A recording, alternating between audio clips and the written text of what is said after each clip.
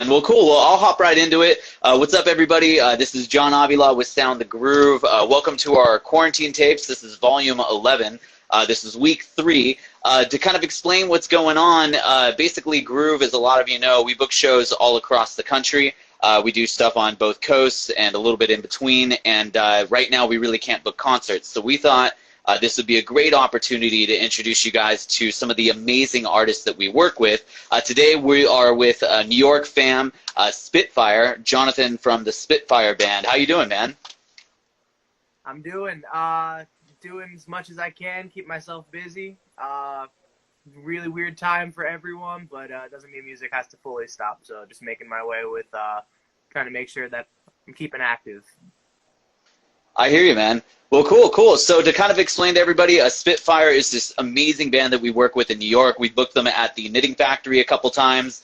We want to book you guys in other places as soon as we kind of get back into, well, being able to throw concerts again. But just great band, killer following, and just always just really brings the energy to the stage. So yeah, man, so tell us a little bit about where you are right now and what you've been doing to kind of keep yourself busy during quarantine.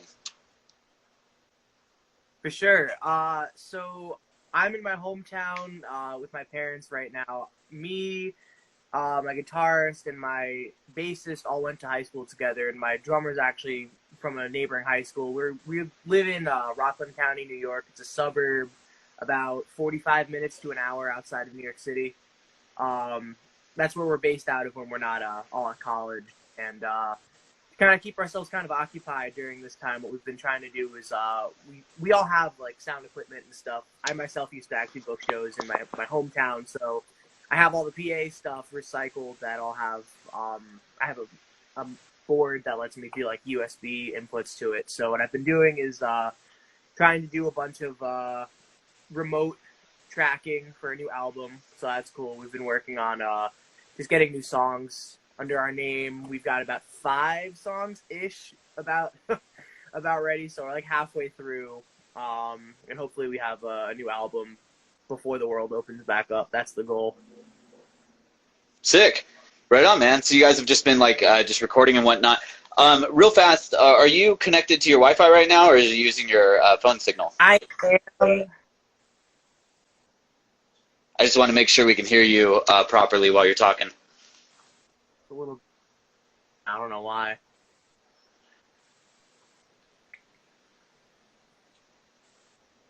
Can you hear me now? Cool. I can hear you now. That's weird. Cool. Can you hear me just fine? Yeah, I can hear you. Okay. All good, all good. So yeah, so actually what I can do is I can cut this a little bit later. Walk me through what you guys have been up to during quarantine again. Yeah, so basically what we've been doing to keep ourselves kind of busy is we've been doing recordings from home, trying to do a remote, we all had to do remote learning for college, so why stop there? You know, we all have a bunch of equipment in our houses. My drummer's got Pro Tools. It's funny too because we all record on different softwares and DAWs. So I've been recording through Reaper. My bassist has an audio interface, and he's been going through Ableton, and my drummer records through Pro Tools, and then my guitarist mixes it all in Logic. So it's just a assembly line kind of thing that we're doing to try to get songs in the work. Sick. By the way, you sound loud and clear right now, by the way, so you're amazing right now. Yeah, sounds weird. All good, man. Don't even worry about it. Well, cool, man. So how long have you been performing, and how did Spitfire become a thing? How did you guys all meet each other? So it's a fun story. It's this whole web. I started playing music around the time when I was 12 years old. I took guitar lessons when I was 11, and then my guitar teacher was awesome. He was a super advocate of me playing live and bringing bands forth, and he used to run an open mic at this bar in this nearby town, and I used to play that every Thursday night, so I was a 13-year-old playing to the drinking crowd, which was really fun. Rad. And then through that, I started my first band, which was a punk band called Fracture, and we started out just your dumb middle school band that was not very cohesive, but eventually our original drummer and us parted ways, and I needed a second drummer. And I had known my current drummer, Jake, through being the drummer of a band that I was just kind of loosely friends with, and he ended up being our drummer from there on. And since like 2015, I've been in a band with him, and I kind of that band kind of broke up for a bit, and I was kind of doing a solo project thing for a while, which originally was Spitfire. I just decided to use the name Spitfire to release my own music, and then I missed having a band. So my bassist is actually my best friend. He had been to like literally every single show that my old band played, and he just always had been like a supporter from just the front row. And he knew that I was looking for a band like to start forming, and he played bass, and he and I would jam whenever we hung out. So I was like, hey, do you want to be at least like filling in until I start finding a band if you can't commit to it? And he was like, yeah. And then it turned out that he stayed, and then I got my old drummer back. And then it brings us lastly to Nick, who is Nick was like this awesome guitarist from high school who I just remember, like, he was the dude who would be in like the jazz band playing guitar and shredding, or the guy who was like just always asked to play like the school sponsored events and stuff. And I was in a history class with him in our junior year of high school, and I was just like, hey man, do you want to join the band for like a set? We have a show coming up. And that was like the first time we played as like a cohesive band.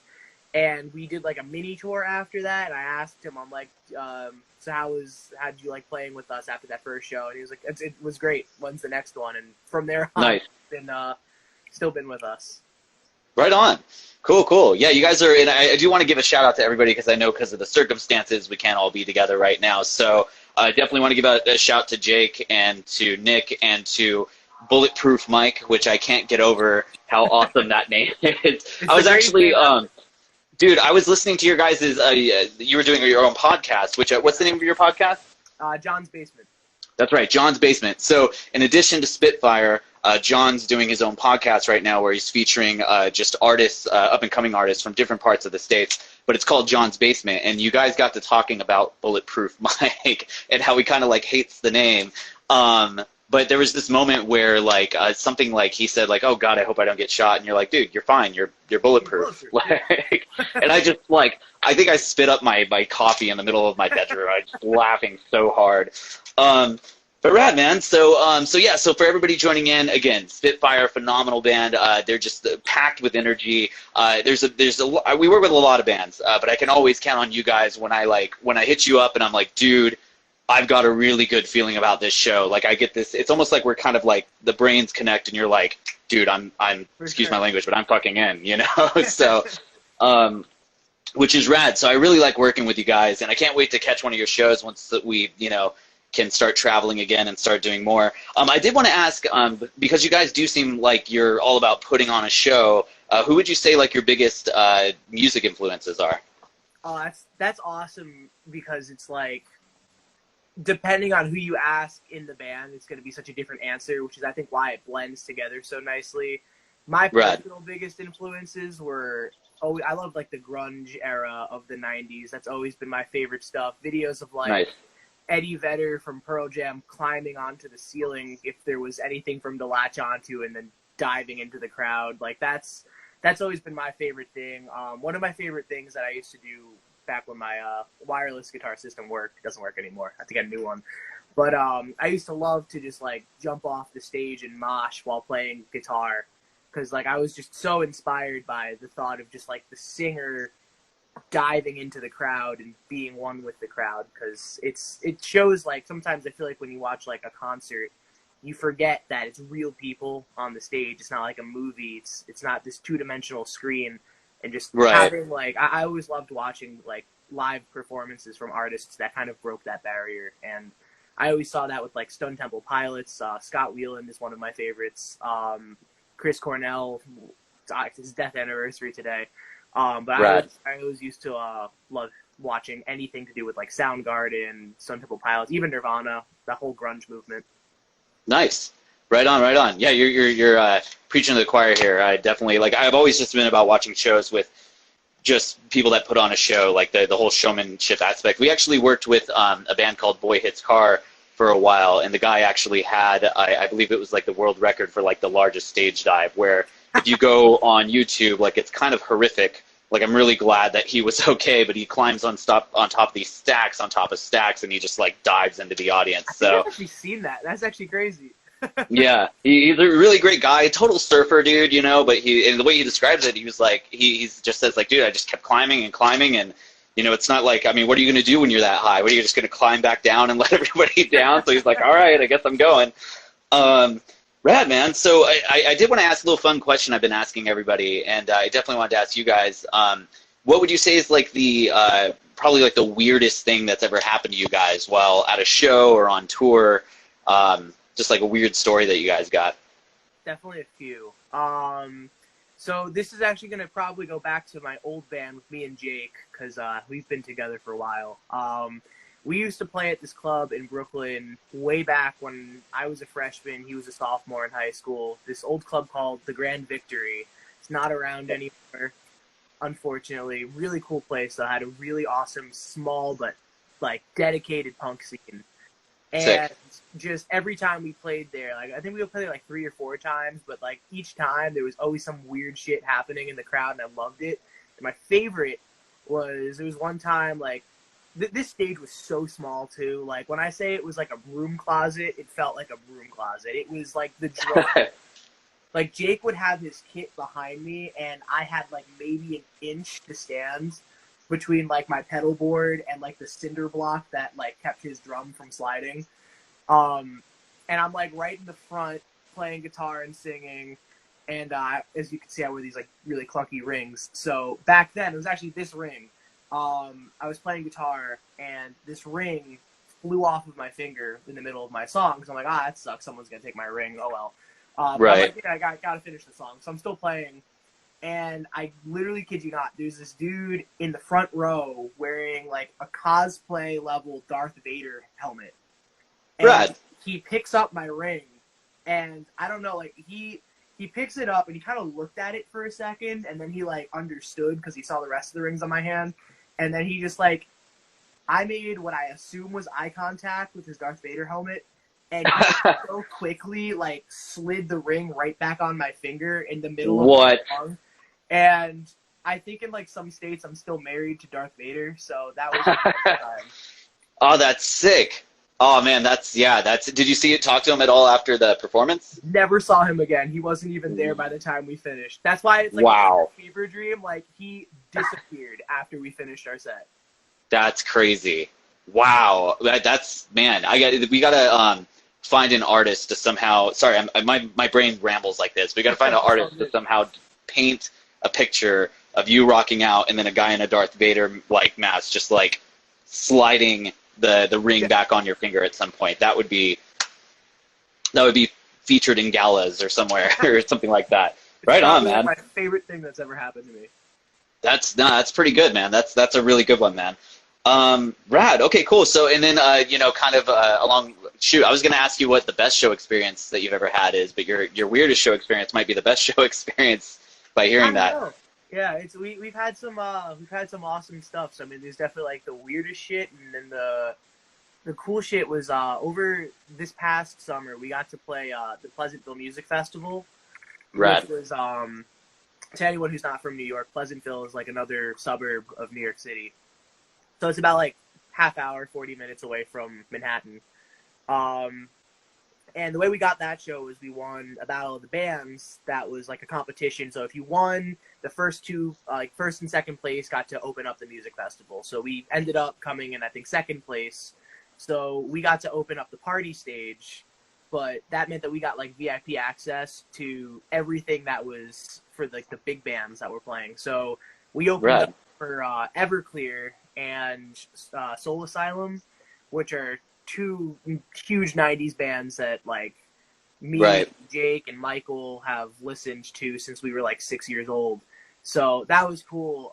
We got to like meet them and like see them unload from the tour bus and just all sorts of crazy stuff. And then like the bassist of Everclear had like this vape with him, and he just kept vaping, and he like at one point in the middle of their set, like locked eyes with me and Michael, and he like pointed to us and just took like the biggest hit of his vape and just like huge cloud, and like me and Michael like at the back of the stage were like freaking out, like this famous awesome bassist is vaping at us. It was like a surreal experience.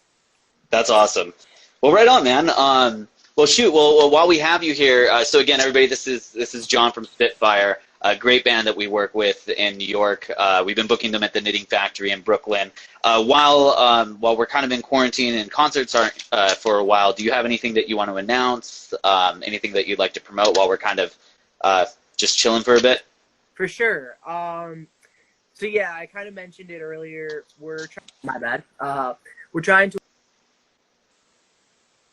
work on a new album coming out soon. That should be coming out within the next coming months. And in addition to that, we just launched a whole bunch of new designs for our Redbubble, which is if you go to our Instagram bio, there's a link in our bio and it'll take you to the Redbubble page.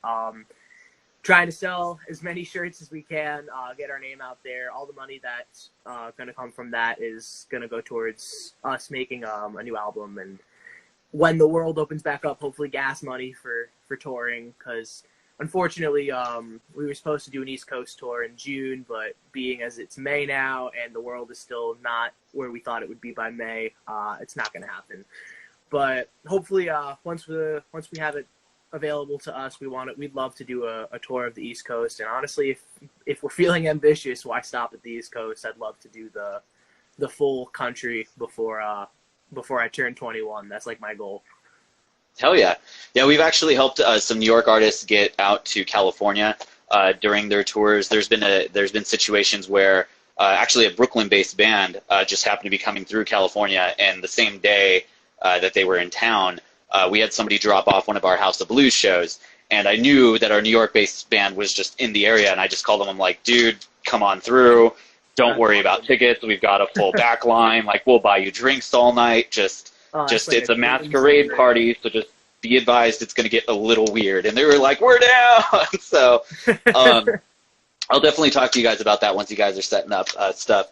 Absolutely. So yeah, man. So yeah, everybody, this is Spitfire Band. I'm definitely going to hit you up because I want to buy a T-shirt off you guys because my whole wardrobe is filled with just band T-shirts, and I will be upset if I don't have one of yours. So, but yeah, so everybody, this is Spitfire Band. We're going to leave this up on our Instagram. We're going to post it to our IGTV. It'll be up there indefinitely. It'll be on our story for about 24 hours. But dude, thank you so much for being here with me today. And yeah, just definitely stay safe, and we will absolutely see you guys soon. Thanks for having me, man. Absolutely, man. Have a good night. You too. All right. Peace. Peace.